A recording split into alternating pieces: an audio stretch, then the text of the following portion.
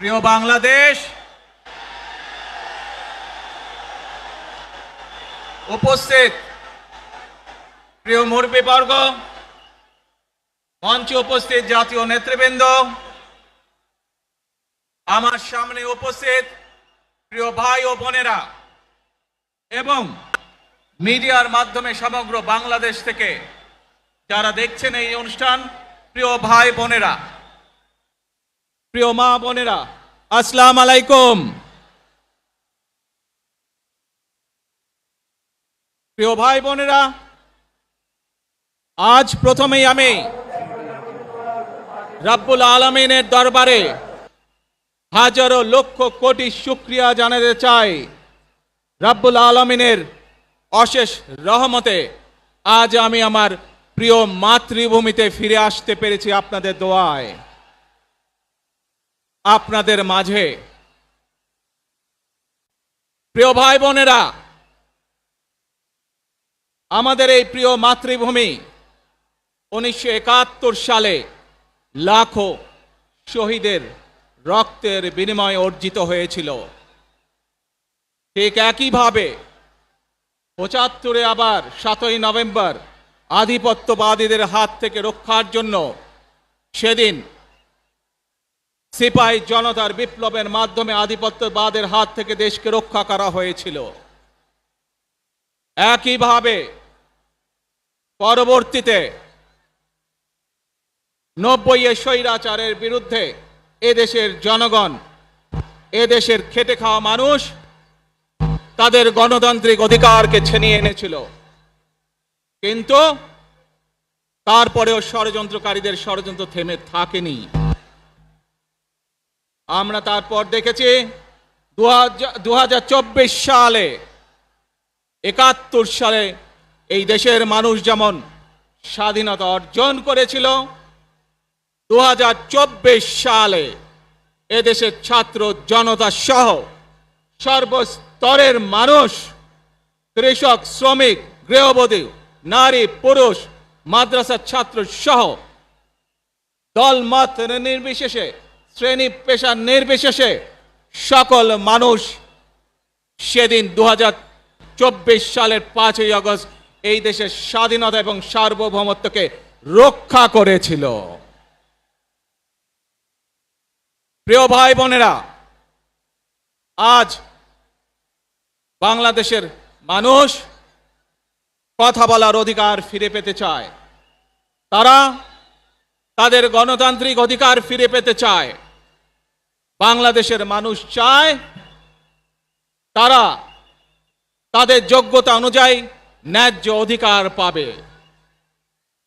প্রিয় ভাই বোনেরা, আজ আমাদের সময় এসেছে সকলে মিলে দেশ গড়ার। এই দেশে যেমন পাহাড়ের মানুষ আছে, এই দেশে একইভাবে সমতলের মানুষ আছে। এই দেশে মুসলমান, বৌদ্ধ, খ্রিস্টান, হিন্দু সহ বিভিন্ন ধর্মের মানুষ বসবাস করে। আমরা চাই সকলে মিলে এমন একটি বাংলাদেশ গড়ে তুলব আমরা, যেই বাংলাদেশের স্বপ্ন একজন মা দেখেন, অর্থাৎ একটি নিরাপদ বাংলাদেশ আমরা গড়ে তুলতে চাই। যে বাংলাদেশে একজন নারী, একজন পুরুষ, একজন শিশু যেই হোক না কেন নিরাপদে ঘর থেকে বের হলে নিরাপদে ইনশাআল্লাহ ঘরে আবার ফিরে আসতে পারে। প্রিয় ভাই বোনেরা, এই দেশের জনসংখ্যার অর্ধেক নারী, 4 কোটিরও বেশি তরুণ প্রজন্মের সদস্য, 5 কোটির মতন শিশু, 40 লক্ষের মতন প্রতিবন্ধী মানুষ রয়েছেন, কয়েক কোটি কৃষক, শ্রমিক রয়েছেন। এই মানুষগুলোর একটি প্রত্যাশা আছে এই রাষ্ট্রের কাছে, এই মানুষগুলোর একটি আকাঙ্ক্ষা আছে এই দেশের কাছে। আজ আমরা সকলে যদি ঐক্যবদ্ধ হই, আজ আমরা যদি সকলে প্রতিজ্ঞাবদ্ধ হই, তাহলে আমরা এই লক্ষ কোটি মানুষের সেই প্রত্যাশাগুলো পূরণ করতে পারি ইনশাআল্লাহ। প্রিয় ভাই বোনেরা, ৭১ সালে আমাদের শহীদরা নিজের জীবন উৎসর্গ করেছিলেন এই রকম একটি বাংলাদেশ গঠনের জন্য।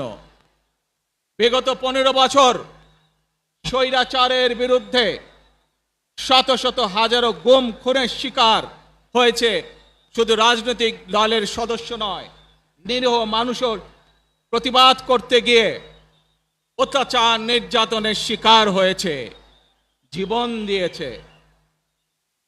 2024 সাল মাত্র সেদিনের ঘটনা। কিভাবে আমরা দেখেছি আমাদের তরুণ প্রজন্মের সদস্যরা কিভাবে নিজের জীবন উৎসর্গ করেছে দেশের এই স্বাধীনতা এবং সার্বভৌমত্বকে রক্ষা করার জন্য।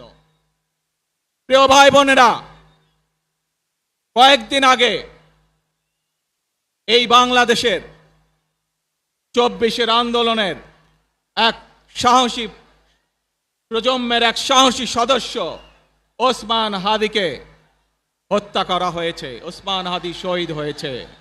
প্রিয় ভাই বোনেরা, ওসমান হাদি চেয়েছিল এই দেশের মানুষের জন্য গণতন্ত্র প্রতিষ্ঠিত হোক, এই দেশের মানুষের গণতান্ত্রিক অধিকার প্রতিষ্ঠিত হোক, এই দেশের মানুষ তাদের গণতান্ত্রিক এবং অর্থনৈতিক অধিকার ফিরে পাক। আজ 24 আন্দোলনে যারা শহীদ হয়েছেন, ওসমান হাদি সহ 71 যারা শহীদ হয়েছেন, বিগত স্বৈরাচারের সময় বিভিন্নভাবে খুন গুমের শিকার হয়েছেন, এই মানুষগুলোর রক্তের ঋণ যদি শোধ করতে হয়, আসুন আমরা আমাদের সেই প্রত্যাশিত বাংলাদেশ গড়ে তুলব, যেখানে আমরা সকলে মিলে কাজ করব, যেখানে আমরা সকলে মিলে আমাদের প্রত্যাশিত বাংলাদেশকে গড়ে তুলব। প্রিয় ভাষণ, আজকে আমরা দুহাত তুলে আল্লাহর দরবারে দোয়া করে আল্লাহর রহমত আমরা চাই।